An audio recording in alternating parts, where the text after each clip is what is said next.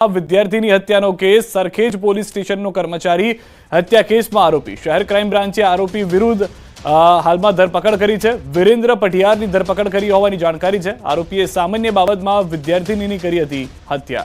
તો મહત્વના અને મોટા સમાચાર, બોપલની અંદર એક વ્યક્તિ નશાની હાલતમાં હોવાનો આરોપ હતો અને તેણે વિદ્યાર્થીની મોતને ઘાટ ઉતાર્યો હતો, જેને લઈને તપાસ કરવામાં આવે તે માટે પોલીસને તપાસ સોંપાઈ હતી। ક્રાઇમ બ્રાન્ચ જે હતું તે તપાસ કરી રહ્યું હતું। ક્રાઇમ બ્રાન્ચની તપાસમાં આરોપી જે છે તે પોલીસવાળો નીકળ્યો છે। વધુ માહિતી ન્યૂઝ 18 સમાચાર નવીન પાસેથી મેળવીશું। નવીન, જે એક બાદ એક તપાસ થઈ રહી હતી, ખુલાસા થઈ રહ્યા હતા અને સૌથી મોટો અને ચોંકાવનારો ખુલાસો છે કે આરોપી ખુદ પોલીસ છે, સરખેજમાં પોલીસ કર્મી તરીકે ફરજ બજાવતો હતો। નવીન,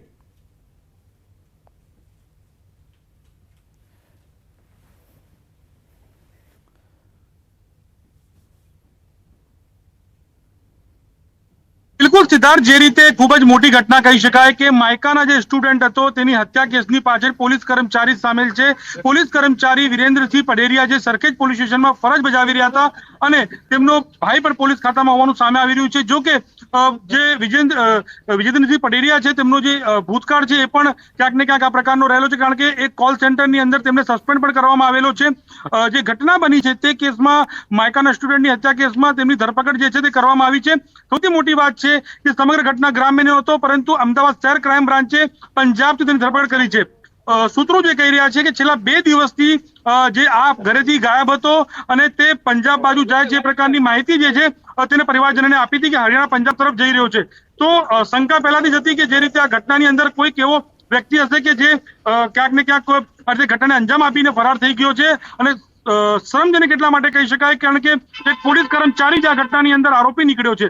તો એક મોટી ઘટના છે માયકાના સ્ટુડન્ટની જે હત્યા કેસમાં એક પોલીસ કર્મચારી જે છે રોડ રેજ કહી શકાય કે સ્પીડમાં ગાડી જે ચલાવી રહ્યા હતા પોલીસ કર્મચારી, અને તેને માત્ર એક જો વિદ્યાર્થીઓ કહેવા ગયા કે ગાડી સ્લો ચલાવો અને ત્યારબાદ જે રીતે આ હત્યા કરવામાં આવી છે તે ખૂબ જ મોટી ઘટના કહી શકાય। અને પોલીસ કર્મચારી આરોપી નીકળતા આ વધુ એક મોટી ઘટના જે સ્વરૂપ ધારણ કરી લીધું છે। સિદ્ધાર્થ, નવીન, 48 કલાકની અંદર આ સફળતા મળી છે આરોપીને પકડવાની। કઈ રીતે સમગ્ર પગેરું હતું તે મળ્યું હતું? કઈ રીતે ક્રાઇમ બ્રાન્ચ તરફથી તપાસ થતી હતી?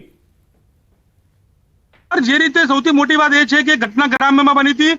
લોકલ ક્રાઇમ બ્રાન્ચ એટલે કે rural LCB, rural Bopal police તમામ લોકો નિષ્ફળ ગયા છે। તો એ લોકોને અત્યાર સુધીમાં કોઈ પ્રકારની માહિતી બી નહોતી મળી, તે લોકોને કોઈ પ્રકારની કોઈ લિંક નહોતી મળી। એ લોકો માત્ર સીસીટીવી શોધી રહ્યા હતા અત્યાર સુધીમાં, પરંતુ અમદાવાદ ક્રાઇમ બ્રાન્ચે જે રીતે એક મોટો કેસનો સોલ્વ કરી દીધો છે અને જે ક્રાઇમ બ્રાન્ચે આરોપીને પકડી પાડ્યા છે। તો એક હવે જે રીતે પોલીસ હવે જે રીતે બાતમીના આધારે ટેકનિકલ સર્વેલન્સ અને સાથોસાથ જે સીસીટીવી ફૂટેજના આધારે એ તપાસ કરી રહી હતી, અને તેમાં અમદાવાદ ક્રાઇમ બ્રાન્ચને ઇન્ફોર્મેશન મળી હતી કે આ હત્યા પાછળ જે છે વિરેન્દ્રસિંહ પडेરિયા હોઈ શકે છે। તેને લઈને એક ટીમ પંજાબ રવાના કરવામાં આવી અને પંજાબથી તેને લઈને અત્યારે આવી રહ્યા છે અને આવતીકાલ સુધીમાં જે છે તેમની ધરપકડ, જે ઓફિશિયલ ધરપકડ છે તે કરી દેવામાં આવશે। પરંતુ જે રીતે સમગ્ર ઘટના જે સામે આવી છે અને જે રીતે સ્થાનિક પોલીસની જે નિષ્ફળતા જ કહી શકાય, કારણ કે અત્યાર સુધી કોઈ ક્લુ નહોતું મળ્યું અને અમદાવાદ ક્રાઇમ બ્રાન્ચે જે રીતે આરોપીને પકડવામાં સફળતા મેળવી લીધી છે અને આરોપી પોલીસ કર્મચારી છે, તો તેને લાવવામાં આવશે, તેની પૂછપરછ કરવામાં આવશે, કારણ કે આવી સામાન્ય બાબતે, રોડ રેજ જેવી બાબતે તેમને કેમ હત્યા કરી છે, કેમ છરીઓ મારી છે અને પોલીસ કર્મચારી જે પોતાની પાસે છરી રાખે એ પણ એક મોટો સવાલ ઉભો કરે છે। સિદ્ધાર્થ, આભાર નવીન સમગ્ર માહિતી બદલ। તો હાલમાં પોલીસે પકડી લીધો છે, અમદાવાદ ક્રાઇમ બ્રાન્ચે આરોપીને પંજાબથી પકડી લીધો છે। કાલ સવાર સુધીમાં ઓફિશિયલી ધરપકડ પણ થઈ જશે। અને સમાચારમાં હવે વાત કરીએ સ્વાર્થ માટેની સેવાની।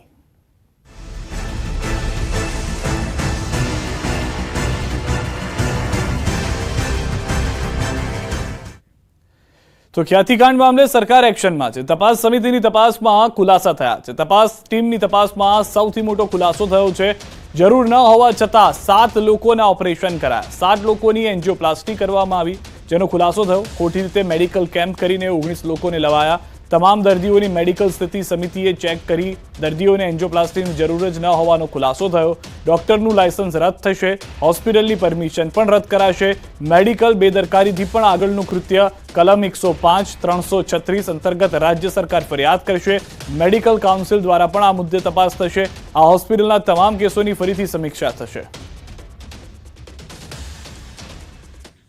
હોસ્પિટલના વ્યક્તિઓએ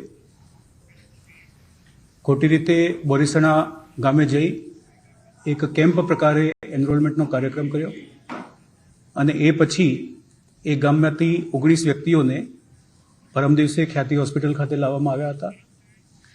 19 પૈકી 7 વ્યક્તિઓને એન્જિયોપ્લાસ્ટી કરવામાં આવી. 7 વ્યક્તિઓને અમારા દ્વારા જે પૈકી 2 વ્યક્તિઓના મરણ થયા. તપાસ સમિતિના ડોક્ટરોએ એ તમામ કેસ પેપર્સનું રિવ્યૂ કર્યો. રિવ્યૂ પરથી ધ્યાને આવ્યું કે જે 7 વ્યક્તિઓને એન્જિયોપ્લાસ્ટી કરવામાં આવી ખરેખર એમને ક્લિનિકલી એમને જે સમસ્યા રજૂ કરી હતી એના સંદર્ભમાં અથવા જ્યારે એન્જિયોગ્રાફી કરી એ વખતે અંદર હૃદયનું જે ચિત્ર દેખાયું એના સંદર્ભમાં ખરેખર પ્લાસ્ટી કરવાની જરૂરત હતી નહીં. એક ખ્યાતિ હોસ્પિટલને તાત્કાલિક ધોરણે પીએમજેવાયમાંથી ડીએમ પેનલ કરી છે, ડીબાર કર્યા છે એમને. 2 આ હોસ્પિટલના માલિક જે હોય અગર એ અન્ય કોઈ પણ હોસ્પિટલમાં હિત ધરાવતા હોય તો એ બીજી હોસ્પિટલ સામે પણ પગલાં લેવામાં આવશે. 3 આ જે એન્જિયોગ્રાફી અને એન્જિયોપ્લાસ્ટી કરનારા જે ડૉક્ટર છે એ ડૉક્ટર પીએમજેવાય અન્વયે અન્ય કોઈ પણ જગ્યાએ એ માન્ય ડૉક્ટર તરીકે ગણવામાં આવશે નહીં. 4 જરૂરિયાત વગરની સારવાર કરી અને સારવાર પછી યોગ્ય કાળજી ન લેવાના લીધે 2 વ્યક્તિઓના મૃત્યુ થયા છે અને રાજ્ય સરકારે મેડિકલ નેગ્લિજન્સથી પણ આગળનું કૃત્ય ગણ્યું છે અને એટલા માટે નવા ભારતીય દંડ સંહિતાની કલમ 105 કે જે culpable homicide not amounting to murder છે તેના નીચે કલમ 105 નવી ભારતીય જે દંડ સંહિતા નવી બની છે એની અંતર્ગત culpable homicide not amounting to murder અને કલમ 336 અને કલમ 61 ક્રિમિનલ કોન્સ્પિરસી એના નીચે પોલીસ ફરિયાદ દાખલ કરાવવાનો નિર્ણય લીધો છે રાજ્ય સરકાર તરફથી. આ ઉપરાંત જે ઓપરેટિંગ ડોક્ટર્સ છે એમના વિરુદ્ધ પગલાં લેવા માટે ગુજરાત મેડિકલ કાઉન્સિલને પણ અમે તપાસ રિપોર્ટ સાથે યોગ્ય એક્શન માટે દરખાસ્ત કરીશું. દર્દીઓને યુએન મહેતા લઈ જવાયા છે. વસ્ત્રાપુર પોલીસ દર્દીઓને યુએન મહેતા લઈ ગઈ છે. બોરીસણાના દર્દીઓને ચેકઅપ માટે લઈ જવાયા છે. તમામ 12 દર્દીઓને યુએન મહેતા લઈ જવાયા છે. તમામ દર્દીઓને મેડિકલ ચેકઅપ માટે જ બોલાવાયા હતા પોલીસ સ્ટેશન. પેશન્ટની શું કન્ડિશન છે, આગળ જે કંઈ એમની તપાસ થઈ, એન્જિયોગ્રાફી એન્જિયોપ્લાસ્ટી થઈ, એ કયા કારણથી કરવામાં આવી અને અત્યારે હાલમાં પેશન્ટને કોઈ તકલીફ છે કે શું છે ને આગળ કંઈ સારવારની જરૂર છે કે શું, એ રિપોર્ટ તૈયાર કરવામાં આવશે. અચ્છા, રાજ્ય સરકારથી કોઈ સૂચના આપવામાં આવી છે દર્દીને સારવારને લઈને, તો કોઈ રિપોર્ટ જમા કરવામાં આવે? રિપોર્ટ અમે બધા પેશન્ટનો ઇન્ડિવિજ્યુઅલી જમા કરીશું. અમદાવાદની ખ્યાતિ હોસ્પિટલનો વધુ એક વિવાદ જોવા મળ્યો છે. 26 સપ્ટેમ્બર 2022માં ગાંધીનગરના શેરથા ગામમાં ખ્યાતિ હોસ્પિટલ દ્વારા મેડિકલ કેમ્પનું આયોજન થયું હતું, જેમાં પિતાને ગુમાવનાર પરિવારે ન્યૂઝ 18 ગુજરાતીને આપવીતી જણાવી. 2022માં ખ્યાતિ હોસ્પિટલે કરેલા કેમ્પમાં 17 લોકોને ઓપરેશન માટે સલાહ આપવામાં આવી. આયુષ્માન કાર્ડ અંતર્ગત જેમના કાર્ડ વેલિડ થયા એટલા દર્દીઓને લઈ જવાયા હોવાનો પરિવારે આક્ષેપ કર્યો. જતીન પટેલના પિતા કનુભાઈ પટેલનું 28 તારીખે ઓપરેશન કરવામાં આવ્યું અને માત્ર 3 દિવસમાં તેના પિતાનું મૃત્યુ થયું. પરિવારજોને કહ્યું કે ઓપરેશન સક્સેસ નહોતું ગયું, છતાં હોસ્પિટલ સત્તાવાળાઓએ સ્વીકાર્યું નહીં. પિતાના મોત પાછળ ખ્યાતિ હોસ્પિટલની બેદરકારી જવાબદાર હોવાનું પરિવારજનોએ જણાવ્યું. 26 સપ્ટેમ્બર 2022 અમદાવાદમાં રહેતો પટેલ પરિવાર આ વાતને, આ તારીખને ક્યારે નહીં ભૂલી શકે. આ વાત જોડાયેલી છે ખ્યાતિ હોસ્પિટલ સાથે. વર્ષ 2022માં કનુભાઈ પટેલ એક એવા વ્યક્તિ છે કે જેમણે ખ્યાતિ હોસ્પિટલમાં ઓપરેશન કરાવ્યું અને આ ઓપરેશનનું પરિણામ શું આવ્યું, તેમના પુત્ર છે મારી સાથે જતીનભાઈ પટેલ, તેમની સાથે વાત કરીશું. જતીનભાઈ, આખી કહાની 2022થી શરૂઆત થઈ છે, એમાં પણ નામ ખ્યાતિ હોસ્પિટલનું, આખી વાત કહેશો. સપ્ટેમ્બર 2022માં 26 તારીખે શેરથા ગામ ખાતે કેમ્પ યોજવામાં આવ્યો હતો અને એ કેમ્પ દ્વારા બધાને ત્યાંથી તપાસ કરીને ઇસીજી નોર્મલ ટેસ્ટિંગ કરીને બધાને ખ્યાતિ હોસ્પિટલ ખાતે લાવવામાં આવ્યા અને ત્યાં એમના બધાને બીજા દિવસે એન્જિયોગ્રાફી કરીને જે લોકોનું એન્જિયોપ્લાસ્ટી કરવાનું થતું હતું એ લોકોને રાખવામાં આવ્યા. ઓપરેશન કર્યા પછી 3 દિવસ પછી એમને દુખાવો ઉપડ્યો અચાનક સવારમાં, અને સવારમાં જ્યારે દુખાવો ઉપડ્યો ત્યારે એમને 108 દ્વારા સિવિલ ગાંધીનગર ખાતે લઈ જવામાં આવ્યા. ત્યાં નોર્મલ બીપીનું ચેકિંગ કરીને એમને છોડી દેવામાં આવ્યા. જ્યારે હું ખ્યાતિ હોસ્પિટલ લઈ જવા માટે આવ્યો હતો ત્યારે રસ્તામાં સિવિલથી નીકળતા 1 જ કિલોમીટરની અંદર એમને હાર્ટ એટેક આવી ગયો અને એક્સપાયર થઈ ગયા. 28 તારીખે જે ઓપરેશન થયું હતું ને માત્ર 2-3 દિવસના ગાળાની અંદર જ તેમના મૃત્યુના સમાચાર મળ્યા. હા, એવું 1-10 તારીખે જ અમારો 3 દિવસની અંદર જ હાર્ટમાં પ્રોબ્લેમ થયો ઓપરેશન કર્યા પછી, એટલે એમનું આ ડેથ થઈ ગયું. એટલે આ ઓપરેશન સક્સેસ ના કહેવાય કે ગમે તે હોય, પણ આ કામ બરોબર નથી. એનું પરિણામ અત્યારે આપણે જોઈ રહ્યા છીએ કે લોકો અત્યારે એમની હોસ્પિટલમાં બી ડેથ થઈ ગઈ એમની. એટલે આ બહુ ખોટું ચાલી રહ્યું છે. હોસ્પિટલની બેદરકારી નહીં, હોસ્પિટલ ખાલી એમનો પૈસા ભેગા કરવાનો આયુષ્યમાન કાર્ડમાંથી આ એક બિઝનેસ ચાલતો હોય એવી રીતે લોકોને લાવવાના અને આવી રીતે બધાને એન્જિયોપ્લાસ્ટી કરીને યમરાજની જેમ કામ કરવાનું કે ભાઈ લોકોનું જે થવું હોય થાય, આપણે પૈસા કમાવાના આયુષ્યમાન કાર્ડમાંથી. સરકારે આપણને ફેસિલિટી આપી છે તો એ લોકો માટે નહીં, પણ આપણે એને કેવી રીતે ઉપયોગ કરવો ફેસિલિટીનો, એવી રીતે અમને આ ધંધો એક ચાલુ કર્યો છે. અચ્છા જતીનભાઈ, તમારો કેસ પણ ખાસ કરીને તમારા પિતાશ્રીનો, એમાં પણ આયુષ્યમાન કાર્ડનો વપરાશ થયો હતો? હા, આયુષ્યમાન કાર્ડમાં જ એમને કરવામાં આવ્યું હતું. બધા લોકોનું કામ ભાઈ આયુષ્યમાન કાર્ડમાં જ થયું હતું. આયુષ્યમાન કાર્ડ સિવાય કોઈનું કામ થયું નહોતું ને કર્યું નહોતું. બિલકુલ. આપ ઉપર તસવીર જુઓ, કનુભાઈ પટેલ કે જેવો આ પરિવારના સદસ્ય હતા, ગાંધીનગરના શેરથા ગામમાં રહેતા હતા અને ખ્યાતિ હોસ્પિટલ દ્વારા ઘર આંગણે કેમ્પ આવ્યો, એટલે ગામના તમામ લોકો એકત્ર થયા, બધા કેમ્પમાં ગયા પણ ખરા, અને 17 લોકોને એવું કહેવામાં આવ્યું કે તમારે તો ખૂબ જ જરૂર છે, તાત્કાલિક સારવારની જરૂર છે, એટલે ગાંધીનગરથી ઘર આંગણે જો વ્યવસ્થા મળતી હોય ને અમદાવાદ જઈને વ્યવસ્થામાં ખાસ કરીને હોસ્પિટલ જ તમામ ખર્ચ ઉપાડવા તૈયાર હોય આવવા જવાનો, તો તમામ લોકો છે તેઓ ગામના લોકો ભોળવાઈને તેઓ અહીં આવ્યા તેવું તેમનું કહેવું છે, આ પરિવારના લોકોનું. અને તેમાંથી કનુભાઈ પટેલ, તેમનું મૃત્યુ માત્ર 3 જ દિવસથી થઈ ગયું, અને 3 દિવસમાં મૃત્યુ થવાને કારણે આજે આ પરિવાર એ વાતને યાદ કરીને પસ્તાઈ રહ્યો છે કે જો એ દિવસે તેઓ ખ્યાતિ હોસ્પિટલમાં પોતાના સ્વજનને ન મોકલ્યા હોત તો આજે કદાચ તેમની વચ્ચે તેમના સ્વજન હોત. કેમેરા પર્સન અમિત શર્મા સાથે દીપિકા ખુમાર, ન્યૂઝ 18 ગુજરાતી, અમદાવાદ. અને હવે વાત વાવમાં કોનો વટ પડશે એની.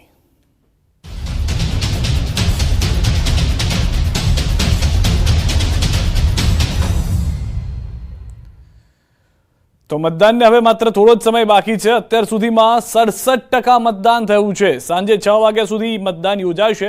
ઉત્તર ગુજરાતની સૌથી વધુ રસપ્રદ ચૂંટણી, યુવાનોથી લઈ વૃદ્ધ તમામે કર્યું મતદાન.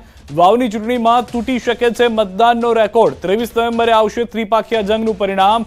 વાવની પેટા ચૂંટણીની પળેપળની ખબર ન્યૂઝ 18 ગુજરાતી આપને બતાવી રહ્યું છે. 67% મતદાન અત્યાર સુધીમાં થઈ ચૂક્યું છે અને હજી પણ સમય છે મતદાન માટેનો, અને જે પણ લોકો હજી પણ બૂથ સુધી પહોંચી રહ્યા છે તેઓને મતદાન કરવાનો મોકો મળતો રહેશે. અત્યાર સુધીમાં 67% મતદાન છે અને રેકોર્ડ બ્રેક મતદાન તરફ વાવની જનતા જતી હોય તેવું લાગી રહ્યું છે. આ કોઈ બાય ઇલેક્શન નહીં, પરંતુ એક સંપૂર્ણ ઇલેક્શન હોય જે 5 વર્ષે થતું હોય તે પ્રમાણેનું ઇલેક્શન જોવા મળી રહ્યું છે. તે રીતે જનતા મતદાન કરવા જઈ રહી છે. જે જો મને જુસ્સો જોવા મળ્યો તો ઉમેદવારોનો પ્રચાર પ્રસારમાં, તેવો જો મને જુસ્સો મતદારોનો પણ જોવા મળી રહ્યો છે. ભલે 3 વર્ષ માટે ધારાસભ્ય બનવાના હોય, ફરી એક વખત ચૂંટણી આવવાની હોય, પરંતુ જાણે જનતાએ મન બનાવી લીધું છે કે હવે બાકીના 3 વર્ષની અંદર આવનાર સમયનો વિકાસ વધુ થઈ જાય, આવનાર સમયના કામો પૂર્ણ થઈ જાય, તે પ્રમાણેના પ્રયાસ કરવામાં આવશે.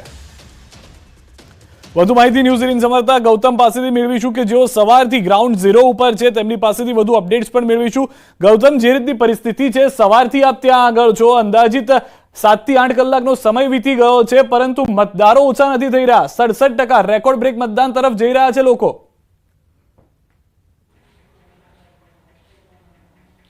ચોક્કસથી આ બેઠકની તાસીર રહી છે કે 70%થી વધારે મતદાન થાય તે પ્રકારના આંકડા જે છે તે દર્શાવે છે. 2012ની વાત કરીએ તો 2012ની અંદર 77% જેટલું મતદાન આ બેઠકની અંદર થયું હતું.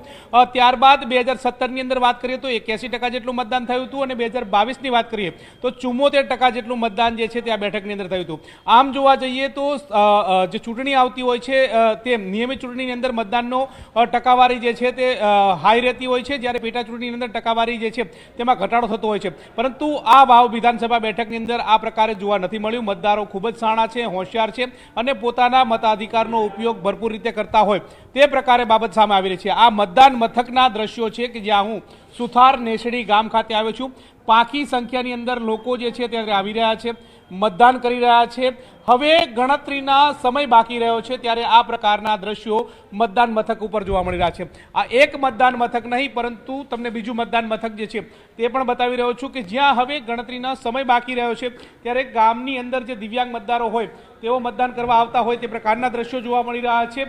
આ જ પ્રકારની સ્થિતિ જે છે તે જોવા મળે છે. વહેલી સવારથી મતદારોની અંદર એક ભારે ઉત્સાહ છે તે જોવા મળતો હતો. મહત્વનું સાથે સાથે એ પણ છે કે મતદાન મથક કેન્દ્રના અંદરના દ્રશ્યો તમને બતાવવા જઈ રહ્યો છું કે જે પ્રકારે દ્રશ્યો જોવા મળી રહ્યા છે. સાફ રીતે 1047 લોકોનું મતદાન મથકનું આ કેન્દ્ર જે છે ત્યાં 770 લોકોએ મતદાન કર્યું હોય તે પ્રકારનો આંકડો અત્યાર સુધીમાં આવી રહ્યો છે. એ જ દર્શાવે છે કે 70% સુધીના મતદાન સુધી પહોંચવામાં હવે બહુ દૂર નથી. ત્યારે હવે ગણતરીનો સમય બાકી રહ્યો છે. ગામની અંદર જે બાકી રહેલા મતદારો જે છે તેમને આગેવાનો જે છે તે શોધી રહ્યા છે, તેમની પાસે મતદાન કરાવતા હોય તે પ્રકારની બાબતો જોવા મળી રહી છે. આ જ દર્શાવે છે કે 70%થી પણ વધારે આંકડો વધે તો નવાઈ નથી. આ પેટા ચૂંટણીમાં આ પ્રકારની સ્થિતિ જે છે તે જોવા મળતી હોય છે. એટલે સાફ રીતે એ દર્શાવે છે કે જે ટકાવારી જે છે તે 70ની ઉપર જાય તો નવાઈ નથી. આ પ્રકારની બાબતો જોવા મળી રહી છે. હવે ગણતરીનો સમય બાકી રહ્યો છે. જૂજ લોકો ગામમાં જે બાકી રહ્યા હોય તેમને શોધી અને મતદાન કરવા માટે લાવવામાં આવી રહ્યા છે. આ સુધીની પેટર્ન ચાલી રહી છે. હવે 6 વાગ્યા સુધી મતદાનની પ્રક્રિયા જે છે તે ચાલવાની છે. ત્યારે 6 વાગે સાચો આંકડો જે છે તે સામે આવશે કે કેટલા ટકા સુધીનું મતદાન થયું છે. હવે મતદાન જે રેકોર્ડ બ્રેક થયું છે તે રેકોર્ડ બ્રેક મતદાન કોને ફાયદો કરાવે છે? કારણ કે આ બેઠકની વાત કરવામાં આવે તો અપક્ષ સાથે કુલ 10 ઉમેદવારો જે છે તે મેદાને છે. કેટલાક અપક્ષના ઉમેદવારોએ ભારતીય જનતા પાર્ટી હોય, અપક્ષ હોય કે કોંગ્રેસ હોય આ તમામને ટેકો આપ્યો છે. એટલે કે ભાજપ, કોંગ્રેસ અને અપક્ષ વચ્ચેની કાંટેકી ટક્કરની જંગ આ બેઠક ઉપર જોવા મળી રહી છે. ત્યારે આ મતદારોએ કરેલું મતદાન જે છે તે કોના ફાળે જાય છે અને કોની આ નવું વર્ષ જે છે તે કોને સુધરે છે, આ પેટા ચૂંટણી કોની રંગ લાવે છે? કારણ કે ભારતીય જનતા પાર્ટી હોય, કોંગ્રેસ હોય એડી ચોટીનું જોર લગાવી રહ્યા છે. પરિવર્તન થાય છે કે પુનરાવર્તન થાય છે તે અંતર્ગત સૌ કોઈની નજર જે છે તે મંડરાયેલી છે. પરંતુ જે રીતે જે ટકાવારીમાં વધારો થઈ રહ્યો છે તેને લઈને ભાજપ પણ આશા સેવી રહ્યું છે કે વધારે ટકાનું જે મતદાન થાય તો સીધો ફાયદો ભારતીય જનતા પાર્ટીને થશે. એ જ વાત જે છે તે કોંગ્રેસ પણ કરી રહ્યું છે. કોંગ્રેસના સાંસદ જ્ઞાનીબેન ઠાકોર જે છે તેમનું કહેવું છે કે વધારે મતદાન થશે તો તેનો સીધો ફાયદો જે છે તે ભારતીય કોંગ્રેસને મળશે. તે પ્રકારની વાત તેઓના મુખેથી સાંભળવા મળી રહી છે.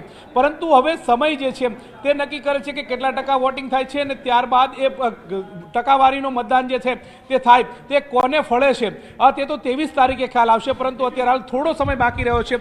મતદારો અત્યારે હાલ શોધી અને લાવવામાં આવી રહ્યા છે. તમે જોઈ રહ્યા છો કે ગામની અંદર જે ઉંમરલાયક મતદારો હોય છે કે જે વહેલી સવારે આવી નતા શક્યા તેઓ અહીંયા મતદાન કરવા માટે પહોંચ્યા છે. મતદાન કરવા માટે આપણી પાસે પરત આવીશું. આપ જોડાયેલા રહેશો. તો લાઈન લાગતી હવે ફરી વખત જોવા મળી રહી છે. થોડો જ સમય બાકી રહ્યો છે મતદાન માટે અને જે થોડી ઘણી વચ્ચે બ્રેક વાગી ગઈ હતી એ બ્રેક ફરી એક વખત ઉપડી ગઈ હોય અને એક્સિલેટર લાગી ગયું તેવું લાગી રહ્યું છે. અમારી સાથે અન્ય સંવાદદાતા કિશોર પણ જોડાયેલા છે. કિશોર, કઈ રીતનો માહોલ જોવા મળી રહ્યો છે? જે બેઠક પર સૌથી વધુ મતદાનની આશા હતી, નજર હતી, જે રીતે ગૌતમે પણ કીધું કે રેકોર્ડ બ્રેક મતદાન જોવા મળે તેવી પરિસ્થિતિ છે, શું માહોલ છે ત્યાં?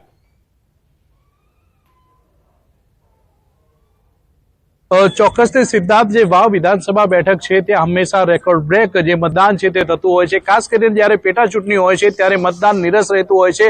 પરંતુ આ પેટા ચૂંટણીમાં પણ ભાજપ, કોંગ્રેસ અને અપક્ષ વચ્ચે કાંટાની ટક્કર હોવાથી મતદારોના વહેલી સવારથી જ ઉત્સાહ હતો. જ્યારે ભાજપ, કોંગ્રેસ અને અપક્ષના જે ઉમેદવારો છે, જે કાર્યકર્તાઓ છે તે લોકો પણ મતદારોને મતદાન મથક સુધી લાવી રહ્યા હતા. 5 વાગ્યા સુધી 67% જેટલું મતદાન થયું છે. હજી પણ 40 મિનિટ જેટલો સમય, 40 થી થી 45 મિનિટ જેટલો સમય બાકી છે અને જે આ મતદાનનો આંકડો છે તે 75 પણ પાર જાય તેવી શક્યતાઓ અત્યારે તો દર્શાવવામાં આવી રહી છે, પરંતુ કેટલાક જે મતદાન મથકો છે ત્યાં મતદાન મથકો પર એકલ દોકલ લોકો જોવા મળી રહ્યા છે। ચુસ્ત પોલીસ બંદોબસ્ત વચ્ચે આ મતદાન અત્યારે ચાલી રહ્યું છે। મહત્વની વાત તો એ છે કે આ જે વાવ વિધાનસભાના જે મોટી લાઈન જે રીતે કિશોર કહી રહ્યા હતા તે પ્રમાણેના દ્રશ્યો થોડા સમય પછી જ જોવાના બંધ પણ થઈ જશે, કારણ કે મતદાનનો સમય પૂર્ણ થશે। હાલમાં સૌથી વધારે મહત્વની વાત, તમામ નેતાઓ મતદાન કરવા પહોંચ્યા છે, ત્યારે જિલ્લા પ્રમુખ કીર્તિસિંહ વાઘેલાનું નિવેદન, ભાજપ કીર્તિસિંહ જીતનો વિશ્વાસ વ્યક્ત કર્યો છે, વધુ મતદાન માટે ફાયદાકારક ભાજપ માટે રહેશે તેવી વાત કરી છે।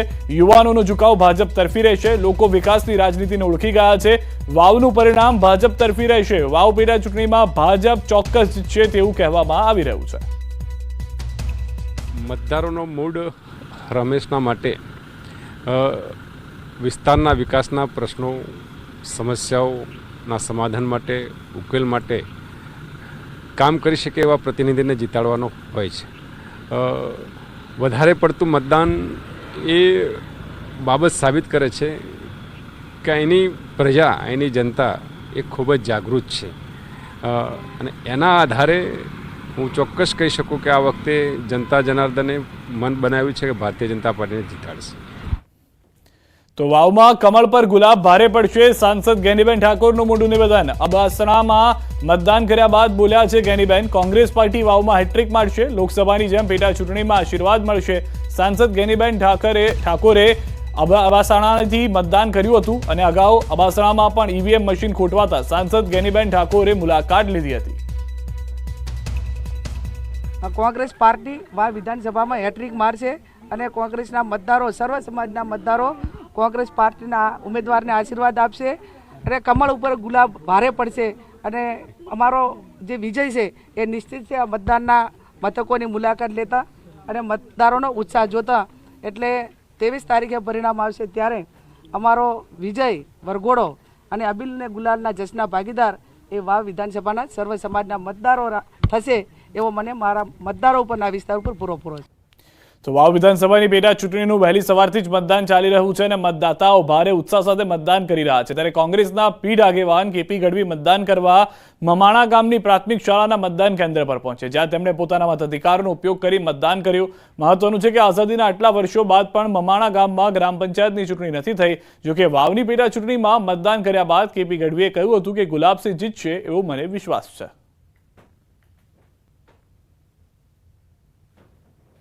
અત્યારે અમે સુઈગામ તાલુકાના મમાણા ગામમાં છીએ। આ એવું ગામ છે કે આજ સુધી આ ગામમાં સરપંચની ચૂંટણી યોજાઈ નથી। અત્યારે મારી સાથે ગેનીબેન અને ગુલાબસિંહના રાજકીય ગુરુ જે છે કેપી ગઢવી વાત કરીશું તેમના જોડે। સાહેબ, આપ રાજકીય ગુરુ રહ્યા છો, ગેનીબેન હોય કે ગુલાબસિંહ બંનેના સાથે પણ રહ્યા છો, શું લાગે છે આ વખતે લોકોને શું અપીલ કરવામાં આવે છે? લોકોને અમે છેલ્લા 15 દિવસથી અપીલ કરી છે અને આજે પણ અમે લોકોને અપીલ કરી છે કે ગેનીબેન અને ગુલાબભાઈની બેનની જોડી, બેનભાઈ જ્યારે એમપી હોય અને ગુલાબભાઈ જો સાહેબ બધાના આશીર્વાદથી, મેં પણ સવારમાં એનો વહેલો ફોન આવ્યો, સાહેબ આશીર્વાદ આપો, મેં તો તને ટિકિટ હોય ત્યારે આશીર્વાદ આપી દીધા અને મારા દિલથી આશીર્વાદ છે અને અમે એને દિલથી તન મનથી મદદ કરેલી છે અને 100% મને વિશ્વાસ, જીતનો પૂરેપૂરો વિશ્વાસ છે। આ તરફ ખેડા જિલ્લા આરોગ્ય તંત્રની બેદરકારી જોવા મળી છે। ડાકોર અર્બન હેલ્થ સેન્ટરમાં છેલ્લા 12 વર્ષથી પ્રાથમિક સુવિધાઓનો અભાવ છે। 12 વર્ષથી ડાકોર અર્બન હેલ્થ સેન્ટરને મકાન ફાળવાયું નથી। આરોગ્ય કર્મીઓને કામકાજ માટે મકાન શોધવું પડે છે। આરોગ્ય કર્મીઓ ખાનગી મકાન માલિકોને વિનંતી કરી મકાનમાં બેસી કામ કરવા મજબૂર બન્યા છે। ડાકોર સબ ડિસ્ટ્રિક્ટ હોસ્પિટલમાં પણ હેલ્થ સેન્ટરને મકાન ફાળવાયું નથી। આરોગ્ય કર્મીઓ ઘરે ઘરે જઈ સગર્ભા માતા, નાના બાળકોમાં ગંભીર બીમારીઓનું સર્વે કરે છે, બાળકોને રસી આપવાનું પણ કામ કરે છે, જરૂરિયાતવાળા દર્દીઓને મેડિકલ સુવિધા આપે છે, પરંતુ લોકોની સંભાળ રાખનારની જ આરોગ્ય તંત્ર સંભાળ નથી રાખી રહ્યું। ડાકોર પાલિકા પણ અર્બન હેલ્થ સેન્ટરને મકાન આપવામાં ઠાગાઠૈયા કરી રહ્યું છે। આરોગ્ય કર્મીઓએ તંત્ર પાસે મકાનની માંગ કરી। હું નોકરી આજે 10 વર્ષથી નોકરી કરું છું અર્બન હેલ્થ સેન્ટરમાં। અત્યાર સુધી અમે CSC ડાકોરમાં બેસતા હતા, પણ સબ ડિસ્ટ્રિક્ટ હોસ્પિટલ બન્યું એના પછી અમે ત્યાં આગળ રૂમ પણ ફાળવતા નથી અને અમે બેસવાની પણ ના પાડે। નગરપાલિકામાં વારંવાર અમારા જે ઉપલા અધિકારીઓ સાહેબો છે, જે અમારા તાલુકા હેલ્થ ઓફિસર થી તો સાહેબ એમને પણ જાણ કરી અને સાહેબે ત્યાં અરજી પણ આપી છે, પણ તે સાહેબનું પણ સાંભળતા નથી। એક જ દિવસમાં 4 જગ્યાએ આગની ઘટના બની। ભરૂચના ઝઘડિયા GIDCમાં લાગી આગ, નાઇટ્રેક્સ કેમિકલ કંપનીમાં ભીષણ આગ, ભરૂચની લોડર્સ હોટલમાં આગની ઘટના, વડોદરામાં પિઝા રેસ્ટોરન્ટમાં આગ, દાહોદમાં એક્ટિવામાં અચાનક આગ લાગી. તો ભરૂચની ઝઘડિયા જીઆઈડીસીમાં આવેલી નાઇટ્રેક્સ કેમિકલ કંપનીમાં આગ લાગી હતી. પ્લાન્ટમાંથી કાળા ડિબાંગ ધુમાડા દૂરથી નજરે પડ્યા હતા.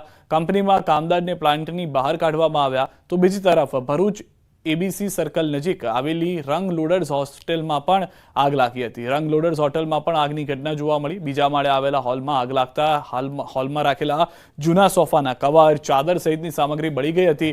આગની ઘટનામાં સદનસીબે કોઈ જાનહાની નથી થઈ. તો આ તરફ વડોદરામાં પિઝા રેસ્ટોરન્ટમાં આગ લાગી હતી. સમાસાવલી રોડ પર કોમ્પ્લેક્સમાં બનાવ બન્યો હતો. તો આ તરફ દાહોદમાં એક્ટિવામાં અચાનક આગ લાગતા લોકોમાં નાસભાગ મચી જવા પામી હતી.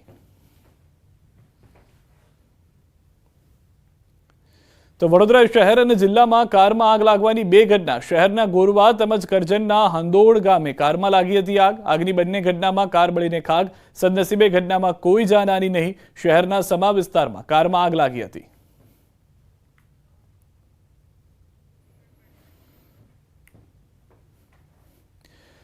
વડોદરાના કોયલીમાં આઈઓસીએલની રિફાઇનરીમાં જોરદાર બ્લાસ્ટ બાદ કંપનીમાં આગ લાગી હોવાની ઘટના સામે આવી હતી. જોતજોતામાં આગે વિકરાળ સ્વરૂપ ધારણ કરી લીધું, જેમાં 2 લોકોના મૃત્યુ થયા.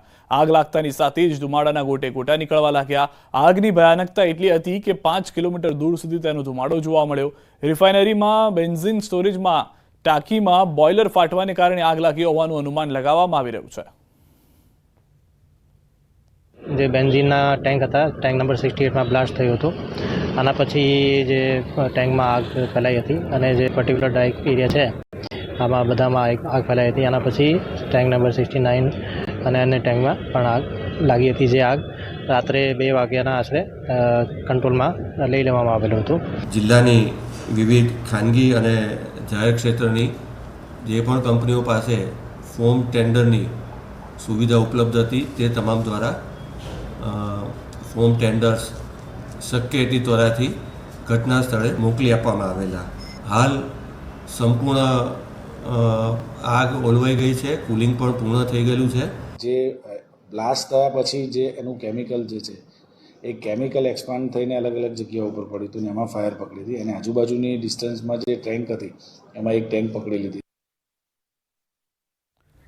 સમાચારોમાં